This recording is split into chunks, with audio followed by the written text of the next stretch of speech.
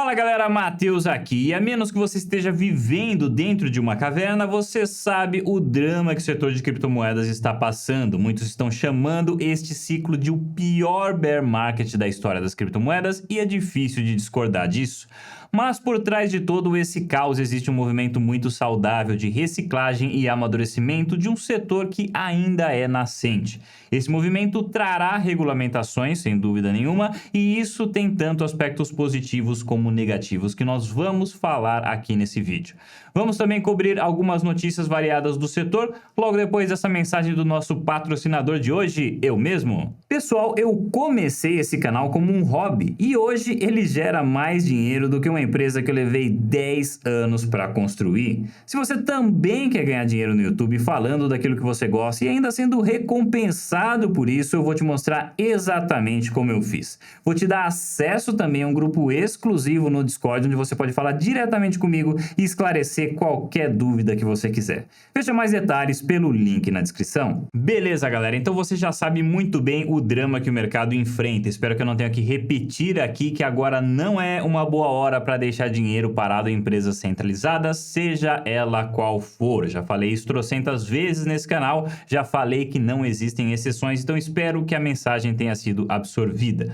Caso ainda não tenha sido absorvida, tem um vídeo na descrição onde eu conto tudo em detalhes para vocês. A única coisa que vale a pena mostrar para vocês aqui neste vídeo é esse gráfico que compara a Nasdaq hoje com a Nasdaq da Bolha.com em 2002. Já mostrei isso antes para vocês e é surpreendente como essa correlação tem se mantido. Nós sabemos que performance passada não é garantia de absolutamente nada, mas se isso daqui for continuar, o fundo estaria aí por volta de outubro. E como cripto é altamente correlacionada com a Nasdaq, isso significa mais quedas aí pelo caminho. Até mesmo nos NFTs, que no começo estavam imunes a quedas, mas que agora já apresentam bastante os efeitos da crise, inclusive recentemente o Noah Davis, conhecido aí como o apóstolo dos NFTs, quis conversar com todos os detentores de NFTs da coleção CryptoPunks individualmente. Ele disse: se você tem um punk e se você se importa com o futuro da marca, eu quero conversar com você isoladamente. Nós não sabemos o conteúdo dessas conversas, mas eu não me surpreenderia se o objetivo for tentar evitar que as pessoas entrem em pânico e vendam a qualquer preço. Algumas pessoas têm me pedido para dar aí boas notícias nos vídeos para variar um pouquinho esse clima. Infelizmente, elas estão muito raras nesse momento. Mas se você é um minerador de Ethereum, eu tenho uma boa notícia para você, ou melhor, duas boas notícias para te dar. Se você ignorou meus avisos que eu venho soltando já desde o ano passado sobre como não vale mais a pena minerar e perdeu a sua chance de vender as placas naquela época quando uma 3090 ainda valia 18 mil, não se desespere. Sim, eu sei que hoje essa mesma placa vale menos do que 10 e que muita gente já está vendendo, mas a primeira boa notícia é que a bomba de dificuldade do Ethereum foi adiada por 100 dias, o que significa que você ainda vai poder minerar Ethereum nesse futuro próximo. E a segunda boa notícia, melhor ainda do que a primeira, é que o valor da moeda, o valor do Ethereum, caiu mais do que o preço das placas. Então, se você tivesse comprado Ethereum no passado ao invés das placas, você teria hoje menos dinheiro. Isso significa também que se você vender as suas placas hoje por mais barato que elas estejam no mercado e colocar isso na moeda, ainda há chances de transformar o seu investimento em lucro.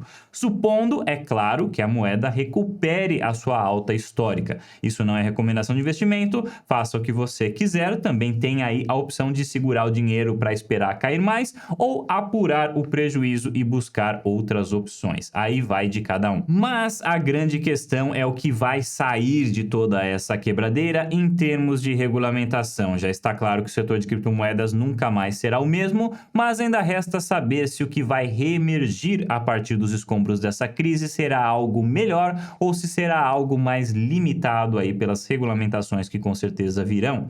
Recentemente, nós tivemos o presidente da SEC, o Gary Gensler, falando que só o Bitcoin é uma commodity de verdade e que as demais moedas têm sido usadas para criar valores mobiliários, ou seja, ativos financeiros que precisam ser regulamentados.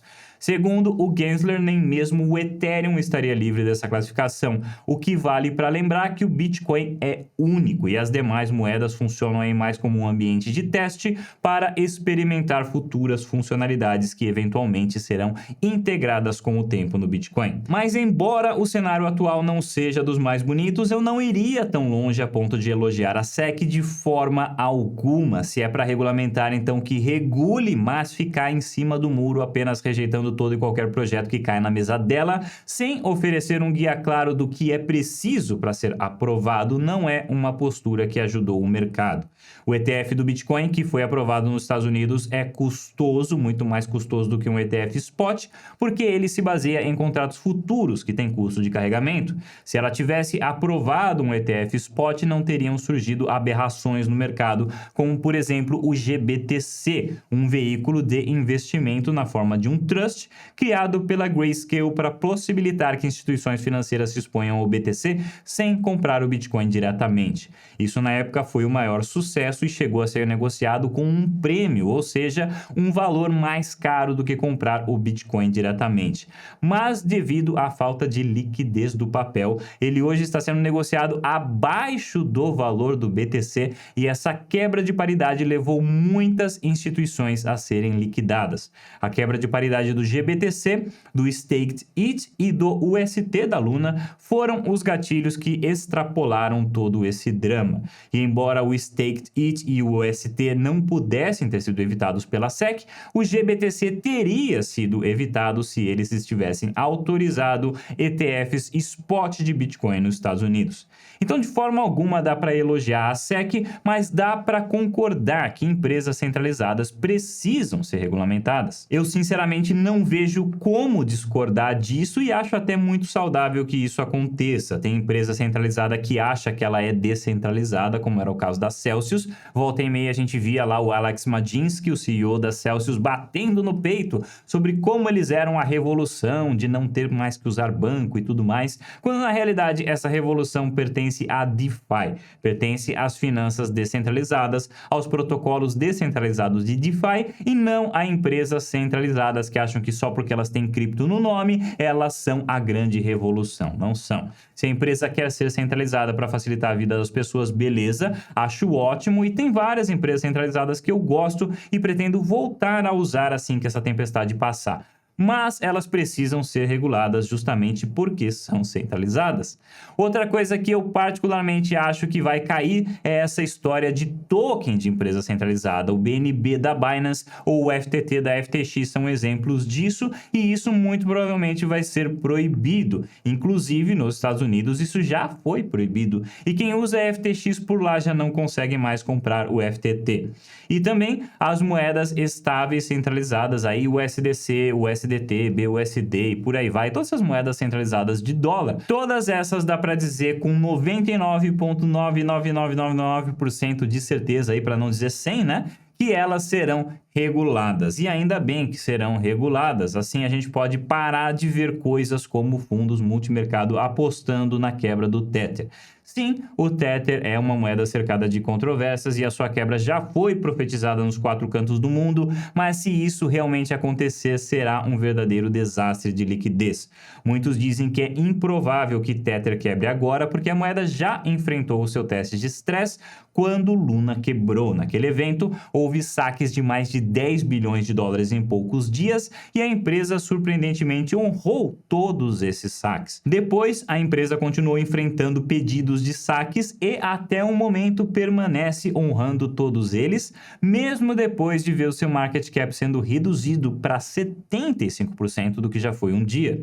Mas não dá para dizer que isso prova que uma quebra nunca vai acontecer, porque como vocês podem ver aí no gráfico, o movimento de saques não parou até hoje e ninguém sabe quanto mais a Tether consegue aguentar. Talvez seja por isso que a Tether finalmente começou a se esforçar para passar uma imagem de transparência. Ela percebeu percebeu que o investidor de cripto hoje é muito mais atento aos riscos do que era no ano passado e que se ela quiser continuar de pé, ela precisa aprender a jogar o jogo com as novas regras. Então é bom que essas entidades centralizadas sejam reguladas. Não que isso vá impedir aí que o mercado se alavanque irresponsavelmente no futuro, porque isso sempre aconteceu ao longo da história. O mercado tradicional de finanças é regulado e isso nunca impediu que novas crises surgissem. Mas se cripto almeja ser a base do sistema financeiro do futuro, então o mínimo que se espera é que quando uma moeda for chamada de estável, ela seja realmente estável. Quando um rendimento for chamado de estável, ele seja de fato estável. E nesse objetivo, regulamentações podem ajudar. Agora, algumas pessoas acham que diante de tudo isso os governos irão tentar regular absolutamente tudo e sufocar até mesmo os projetos descentralizados, mas eu não iria tão longe assim. Como eu já falei diversas vezes aqui nesse canal, a maior parte do mundo não vive em um sistema ditatorial e os diversos interesses da população são defendidos no jogo político que hoje funciona na base do lobby. E os bolsos dos grandes bilionários das criptomoedas estão ainda muito cheios, mesmo depois de todo esse problema.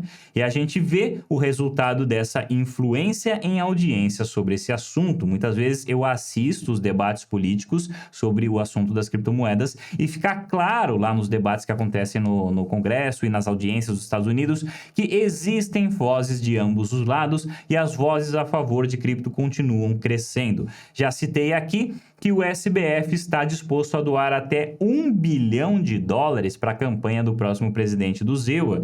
E como ele mesmo frisou, isso não seria um teto absoluto e pode muito bem acabar sendo um valor maior do que esse, dependendo de como estiver a situação no momento. Então sim, cripto será regulada, mas de forma alguma esse setor é um ser indefeso completamente à mercê de uma mera canetada. Na minha visão, cripto ainda está no começo, boa parte do ambiente ainda é um grande laboratório experimental e com muitos riscos, mas que está amadurecendo e crescendo rapidamente. Tudo isso que aconteceu só serve para tornar o espaço mais forte e embora a cripto passe por mais mudanças, para mim essas mudanças serão para melhor. Se esse vídeo te ajudou, não se esqueça, ele pode ajudar outras pessoas também, então não deixe de compartilhar. Te convido a conhecer o nosso Discord, onde você vai encontrar uma comunidade ativa de membros para trocar experiências sobre os assuntos desse canal. E claro, muito obrigado por assistir e a gente se vê no próximo vídeo.